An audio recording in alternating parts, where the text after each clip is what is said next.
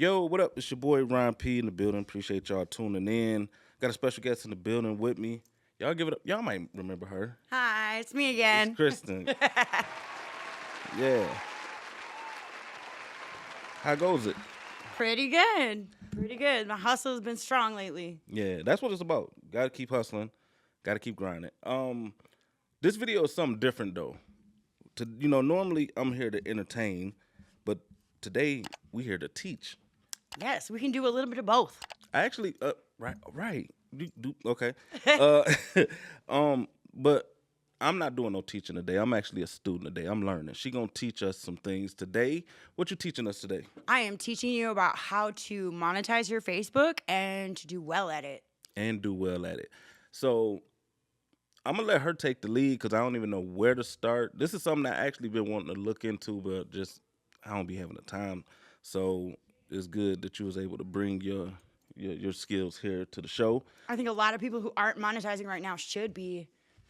Right. And it's crazy because a lot of people, they understand they can monetize like on Instagram and like TikTok and stuff like that. A lot of people just now finding out about Facebook, so you're going to show us how to monetize our Facebook page. Yes. So the first thing I want to ask, in order to monetize a Facebook page, what kind of Facebook page do it have to be? Well, you want to always make sure you're in professional mode. And professional mode, you can just find that in your options under, like, it would be something that would send you a notification as an invite as well. So wait, in order to get a professional page, you have to get an invite, or you have to get an invite. You have to have 5,000 friends, and you have to be in professional mode. 500 friends? Or, sorry, 5,000 followers. Followers. So your friends and your followers are different. Your friends, that's going to be what's considered your core demographic, your core audience, the people who are already engaging in what you're doing. Your followers are going to be totally separate, and it's really a good idea to keep them separate at all times. So as you start to get followers and they start sending you friend requests, don't even accept them. Keep your followers and your friends separate, because if you have too many friends that are not actually your friends, it's going to muddy up what your core audience should be. Gotcha. So do you feel like you should have more followers than friends? Absolutely, because you're only allowed to have 5,000 friends, but you have to have a minimum of 5,000 followers to monetize. Okay. All right. Well, I mean, screen's right here. I'm going to let you finagle your magic. And so for someone who just getting into their Facebook and like what is the first thing they do? Where would they go? Well, the first thing you're going to do is you're going to check out your professional dashboard. Your professional dashboard is always going to be under, like, when you click your icon, your face icon, that's one of the first things that should drop down. In this case, on a PC, it's going to be over here on this side. But your professional dashboard is going to tell you all of your insights, everything that you need to know about what you're earning, where you're at for your challenges, and stuff like that. Okay, so hold on. Before you go any further, so you said you need to get an invite. Is it automatic? Soon as you reach those numbers, you automatically get, or do you have to request it or something? No, actually, they're monitoring your page at all times through AI, and they're looking for somebody who mostly posts original content. Okay. And there's a big difference between, like, taking content that may not be originally yours and making it yours, because there's like meaningful changes that you can make. Like little alterations? Yeah, like if you notice any image that I post on my page, if it's not an original image, you will find my name, my first and last name, embedded in it 5 times. That only AI can pick it up because the colors match. Okay.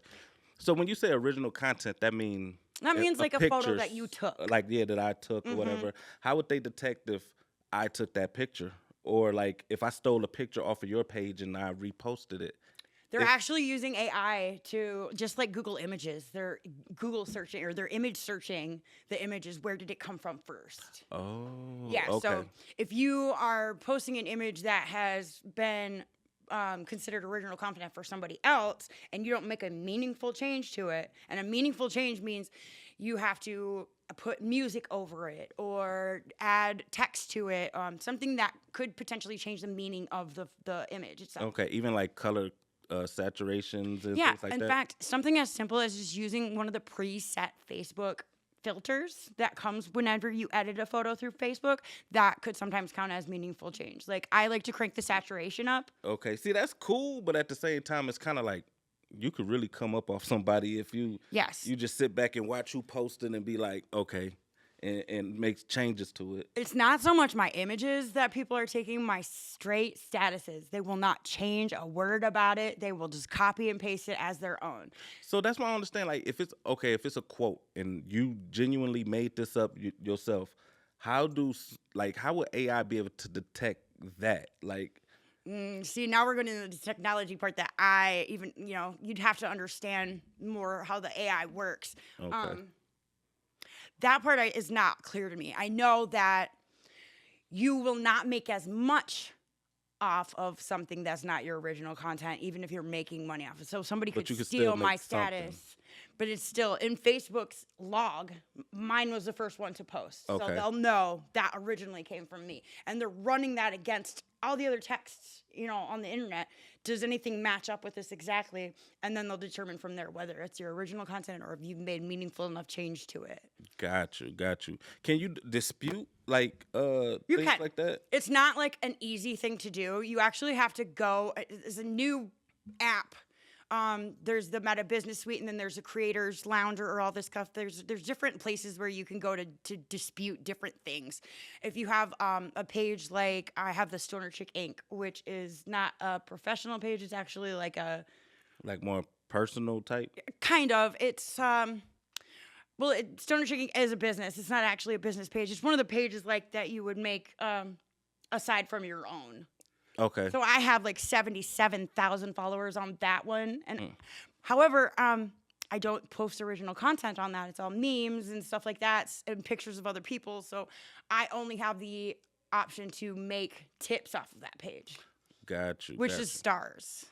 All right. So show me how. Okay, I reached my 5,000 followers. Okay, say you've just become monetized. I just became Yes. able to be monetized. Okay, what do I do next? Everything is always, always, always under your professional dashboard right here. So it's going to tell you your first thing it's going to show you is going to be your insights. And your insights are going to be stuff like your post reach, your engagement, your followers, your unfollowers, how much you've made on stars. Like there's a whole bunch of them.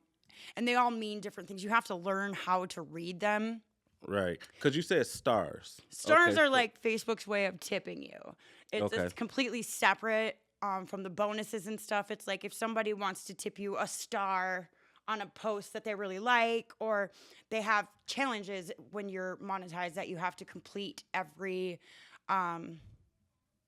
week that starts on Monday. So the weekly challenge progress. Okay. So it's always suggested you go through level 1, 2, and 3, and which they'll tell you what it is, and it'll be stuff like to review your settings, posting a certain amount of times, getting those friends. Those level 1, 2, and 3 will pretty much walk you through everything you need to do to get monetized. Once you get to level 3, you should be waiting for that invitation. But your weekly challenge right here, every week they get bigger and harder. Now wait, is this you do these challenges once you become able to monetize, or Yes. you can do it before? Okay. Yes, the So- level 1, 2, and 3 comes before you monetize. Okay, That sets okay. you up to be monetized. See, it says you got to grow to 1,000 followers, set up your stars. That's the first thing you should be getting paid for is those tips. You have to get a certain amount of reel plays. Like this one right here, this week I had to get 50 new followers. I had to create 15 posts, and I had to get reel plays, 500 more interactions, and 1,050 new plays on your reels. So what happened if you don't reach and like meet these weekly challenges? Well, you lose your ability to be promoted by Facebook. So if you've ever gotten on your page and you've seen people that are recommended to you that you don't know, that's Facebook saying, okay, they've completed their challenges. They get what's called a rising creator. Where they promote you a little more? Yeah, they're Something like- just kind of putting you out there for other people to find without having to search you. So I'll come up as a recommended page for other people who maybe are posting the same kind of content that I am. Got you. Okay.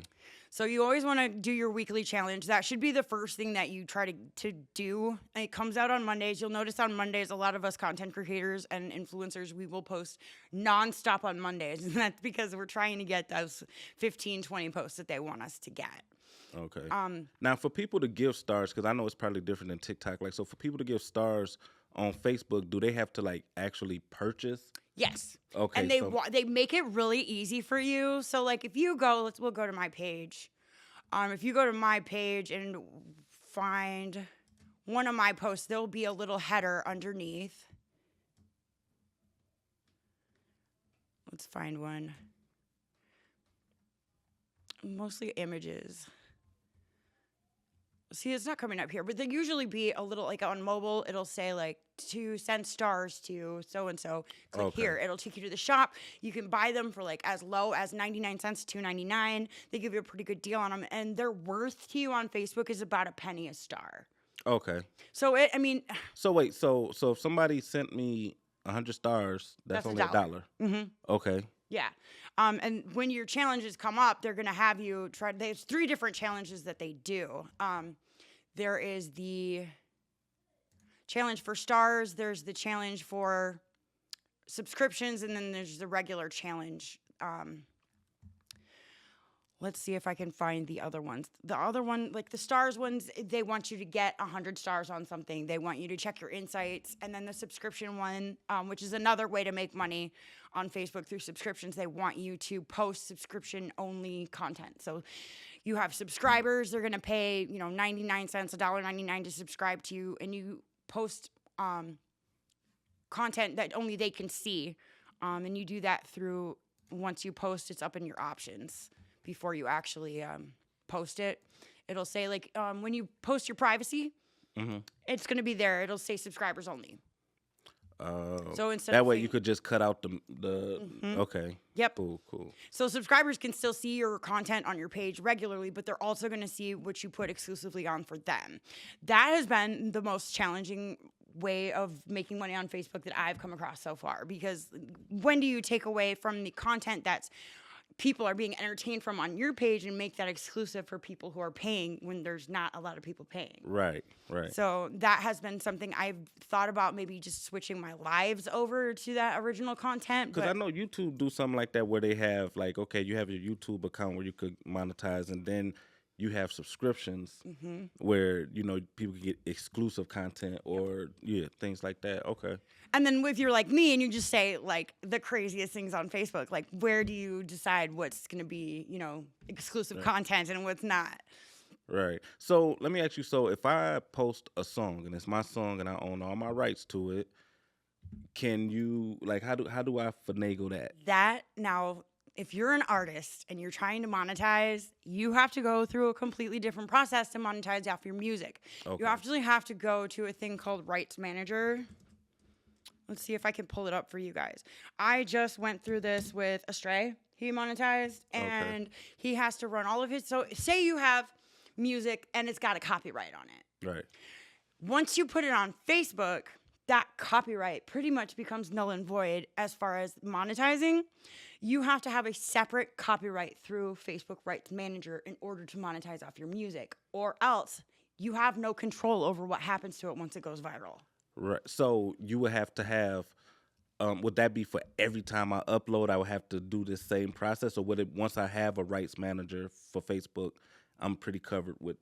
Well, rights managers, you're going to run all of your music through it. So each song is going to have its own copyright. You're Right. going to want to do that before you post it on Facebook. Got you. Yeah, because once, say you post something, it goes viral, you have no control It's over out of what your people are hands. doing with it, how Okay. much money they're making off of it, anything like that. If you put it through Rights Manager, then you have a separate Facebook copyright that gives you control over what happens to your music once it goes viral. So could you put that site up real quick? Yes. Just so I could. Rights Manager.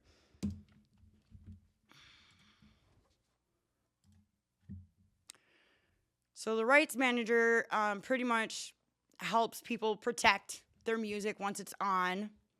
And you can do it with video, audio, and image matching tools. So you can pretty much give yourself a copyright for any of your images or anything like that. It's mostly, because it is a process, I suggest you do it mostly for music. Which, not to, because this might be a little overwhelming to someone who. So I'm asking a question off topic, really, of what we're doing. This was just for my my personal. But we're gonna get back into actually monetizing on Facebook your page. But I just wanted to know because there is a lot of artists out there, such as myself, who would want to know like, are those the same thing? Hmm. Once you're paid. So long story short, if your Facebook page is monetized, that don't mean the music that you put up there is going to automatically be monetized or you have creative control over what happens Hmm. unless you go through rights Yes, management. rights manager pretty Okay. much just gives you All right. control over what happens once any of your content becomes viral. Okay. All right. So that's a different video. Yeah, We'll, that's we'll totally different. all right. That's for So like artists and this was my sidebar. This yes. was my side. Okay. So you could go back to Facebook. Yeah. Okay. Cool. All right. So back to the professional dashboard. So okay, you got the weekly challenges that you want to Hmm. do, and completing those will help. Yep, Help. get you to the point where you need to monetize and then get you to the point where you're making money off of it. One of the things it's going to ask you to do is to check your profile insights. And Okay. here it's called the overview. Your insights are going to tell you everything you need to know about what to do next on your page and if you understand how to follow them. For instance, it's going to tell you your general audience following, the age group that they are. That information tells you what your core audience is. So you know how to direct your content. Yes. Okay. So as like before, I had like 85% men. Now with my new followers, it's actually 51% women. So I want to gear more towards those women, and I want to gauge towards women in their age group of 35 to 44. Okay. 25 to 34 will pass, but these two are the ones I want to try to aim towards whenever I'm posting content. Right. So that'll tell you what your core audience is. Your post reach is what you get paid off of.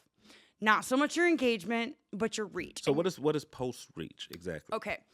Post reach is who did you make who saw your content for at least 3 seconds? Did it come up on their feed? Did they search it? No matter how they saw it, reach is how many individual people saw your post. Okay. So, and this sums it up for the month for me, and you can do it up to the week. So, like my reach right now is about 60,000. It kind of stays at that point. And this is monthly You can do it monthly. You can do it 14 days, 7 days, and as of today. okay. So we're just keep it general at the 28 days today, because every time you change it from 28 to 14 to 7, your numbers are going to It's just change, gonna- and they're going to mean different things. Okay. So your post engagement is how many people commented or liked or reacted on your page. Now, here's the thing about reacting, or like people who maybe have friends that have monetized or and don't know how to react to their stuff. Liking a Facebook post does nothing for you if you're Nothing. monetized. Nothing. That little blue thumb will get you blocked by a lot of influencers. Oh. Yes. We Oh. take that's an FU. if I Because ever saw one. that's usually what you hear everyone always say. Oh, like this post, share it, comment. Yes. So liking is Nope. That's that just- does nothing. Okay. It's worth they monetize they award a point system to it. That's worth 1 point, which pretty much is less than a penny. You want to always heart react, care react, or wow react something. And the laugh react works as well. But the one you Okay. get paid the most off of right now, it just changed, is the wow react. So if you have like influencer friends, you should be wow reacting and care reacting or heart reacting their statuses, not blue just the thumbing it. thumb. Yep. Don't no thumb. Yep. Okay. So- Somehow that's become disrespectful. Right. The thumb has never been. The thumb is. Okay, so no thumbs or whatever. I mean, if you get them, like, okay, but that's not what we want. We want. Yep. And even actual- when it comes to engagement, when you want to comment on somebody's post, that has to be at least 3 words. Okay. And if it includes an image, it's actually worth the most. Oh, so if someone comment like, "Oh, this was funny" with A GIF. a GIF. Yep. That's okay. That's the most amount of money you can get from a comment. But it's still got to be at least 3 words if it's just text. so we definitely want to promote commenting Yes. and okay. Reacting and commenting. Reacting. And do sharing. Shares include that? actually count too. Yeah, shares are gonna they're gonna boost your reach. That's gonna be Okay. more people who had those 3-second impressions. Gotcha. And that's what reach really is referring to, the impressions. How many an impression is who saw that post for 3 seconds, long enough to read it. Okay. So if you're just scrolling past something and you didn't take the time to hesitate and read Actually, it, yeah. Facebook knows that. So, but if it stop on there for at least a few seconds, Then that's will long count. enough. for them to consider you to be able to read it, and they'll count that for you. Yeah. Mm. So if you're just scrolling through, say you can read really fast and you're just scrolling through and kind of skimming stuff, Facebook's not going to know what it is that you Right. like or Oh. dislike. So it's about really taking time to in order to make money from it. Like your viewers or whatever, they have to take time and pretty much engage. Well, that's the cool thing about what Facebook is doing right now, and no other program is really doing it the way Facebook is doing. I don't know what this is. The way Facebook is doing it, where we have groups that we will set up where you can trade engagement. They have groups for followers. They have groups for engagement. And what you do is you get in those and you start posting, follow for follow, engage for engage. And that's more like E for engage, F for F is followers, R for R is reels. And then you post a number like 5 out of 5. That means I'm going to go to your page and I'm going to react on 5 things. And you're going to do the same for me. But see, that's I guess maybe because that's like a whole its own community. But I know a lot of people don't like people spamming. Like Now, spam is different from going to react. If you are going, and Facebook will always know what spam is different from somebody reacting. If you are going to somebody's page and you react to 5 things super fast, that's spam. Right. So what if I slow everything down? Slow it down and react to it as if you took the time to read it, whether you did or not. Right. That's not spam. Okay. If you follow too many people in one day or too many people follow you in one day, that's considered spam. If you are posting comments on people's posts that are not relevant to that comment, they will know and they'll consider that spam. We are constantly being held to these invisible, unspoken restrictions about spam. There is no page really that's going to tell you what's spam and what's not. All of a sudden, you get restricted. You can't comment for 24 hours, or you can't like something for 24 hours if you went too far.